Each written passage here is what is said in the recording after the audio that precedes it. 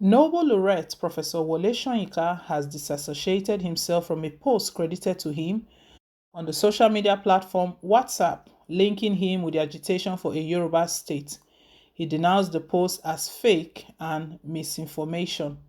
Soon after the post went viral on the social media app, Soyinka issued a statement through his spokesperson, Abiola Awoaja, disassociating himself from it while urging the public to dismiss it as the antic of contemptible interlopers who lack the courage of their own conviction and thus take to identify theft for the furtherance of their views.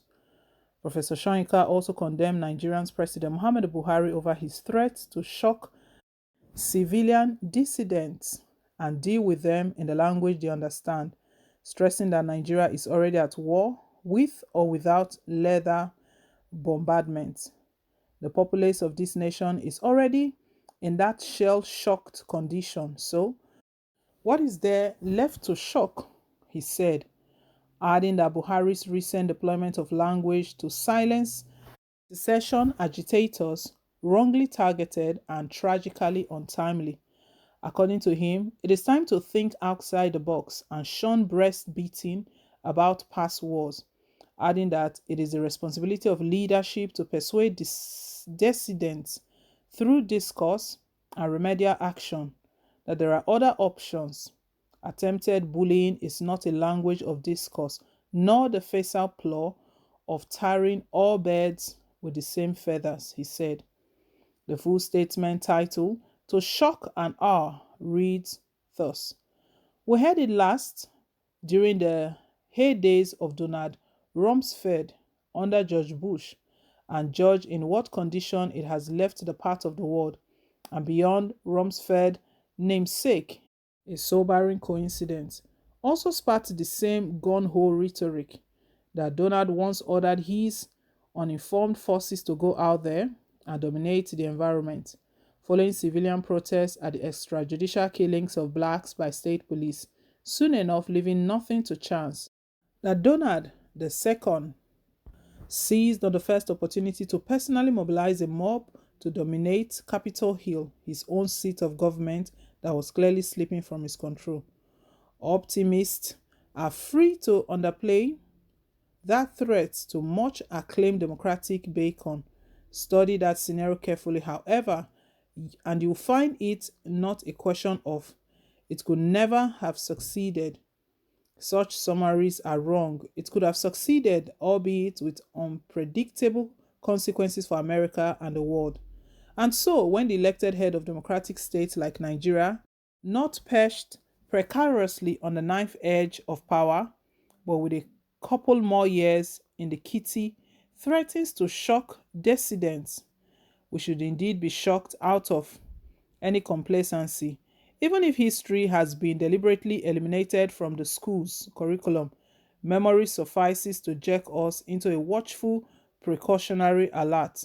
I hold no brief for those who resort to burning down police stations, slaughter their occupants simply for the crime of earning a messy monthly petisance, touch electoral offices, assassinate politicians in calculated effort to set section of the country against others in the promotion of their own political goals. These are largely nihilists, psychopaths, and other criminal lords, soulmates of Boko Haram and co, are not to be confused with genuine liberators. All over the world, throughout history, elections are denounced, boycotted, and generally delegitimized without recourse to wanton butchery. When, however, a head of state threatens to shock civilians, dissidents to deal with them in a language they understand, and in a context that conveniently brackets opposition to governance with any bloodthirsty enemy of state, we have to call attention to precedent language of such a national leader under even more provocative, nation disintegrative circumstances.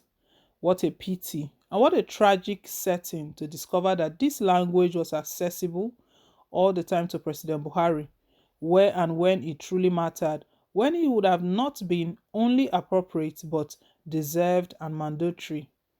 When Benue was first massively brought under siege, with the massacre of innocent citizens and destructions of farms, mass displacement followed by alien occupation, Buhari's language, both as utterance and what is known as body language, was of a total different temper. It was different, conciliatory, even apologetic. After much internal pleasure, he eventually visited the scene of slaughter. His language: learn to live peacefully with your neighbors, the expected language, rationally and legitimately applied to the aggressors, was exactly what we now hear. I shall shock you. I shall even deal with you in the language you understand. That language was missing at the moment that mattered most. It remained missing in action for years until a belated shoot at sight outburst. Too late and, of course, inappropriately phrased. The precedent has been set. The genie let out of the bottle, consolidating a culture of impunity that predictably spread its bloody stain all over the nation. Buhari's recent deployment of his language is thus wrongly targeted and tragically untimely.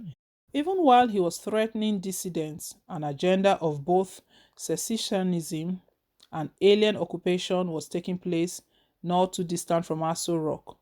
ISWAP was taking over the already exercised territories of Shaku's Boko Haram, appointing new warlords of occupational forces, secessioning Nigeria into virtual states, and unfurling their replacement flags of domination. Soon, logically, ISWAP's letter of diplomatic accreditation will be presented in Aso Rock. We must, however, backtrack a little. That is the function of memory. It would be false to suggest that these eggs of impunity are newly laid. They have been incubating in loathsome hatcheries of power and domination for years, even decades, and now the raptors have been hatched and taken wings. The political culture of devils, bargain, of denial, evasion, avoidance of constitutional mandates, the culture of appeasement, of unappeasable, to quote myself, in order to gratify the vested interest of a narrow, power obsessed elite has blossomed. Finally, the chickens have come home to roost. The evocation of the Civil War, where millions of civilians perished, is an unworthy, emotive plot that has run its course. In any case, and this has been voiced all too often and loudly, the nation is already at war, and of a far more potentially devastating dimension that it has ever known. Every single occupant of the nation's space called Nigeria has been declared potential casualty, children being pushed to very battlefront without a semblance of protective cover. We have betrayed the future. We need no breast beating about past wars. The world has moved on. So have nations. Some, however, prefer to move backwards. The continent is full of these atavists. In Nigeria, powerful cliques of these persuasions still roam the corridors of power. We are indeed at war. It does not make the formal declaration of hostilities with or without leather bombardment for a nation to find itself shell-shocked. The populace of this nation is already in the shell-shocked condition, so what is there left to shock? It is time to think outside the box, that many in so doing find no landing place except dissolution. It is not a crime. It is not peculiar to any peoples and is embedded in the ongoing history of many, and not only on this continent. It is their natural right to free citizens, not slaves of habit and indoctrination. Where dissolution rides high, sentiment tumbles earthwards, and the only question becomes what can be salvaged? It thus remains the responsibility of leadership to persuade them through both discourse and remedial action that there are other options. Attempted bullying is not a language of discourse, nor the facile ploy of tarring all birds with the same feathers. I shall end on a personal note. It was not intended, but in view of breast thumping rhetoric by one president after the other over military sacrifice, undeniable, certainly such recourse should be considered salutary.